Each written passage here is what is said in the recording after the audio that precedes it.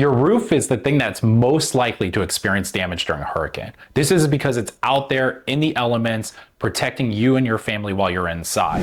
It doesn't matter if you have a tile roof, a shingle roof, or a metal roof, the hurricane doesn't care, especially with some of the speed of the winds that we saw during Hurricane Milton, and especially with those tornadoes. Now, you might have gone out to your roof and not seen shingles on the ground or tiles thrown all over the place, but that doesn't mean you don't have damage. I highly recommend that you go and get somebody to inspect your roof after Hurricane Milton, whether you think you have damage or not.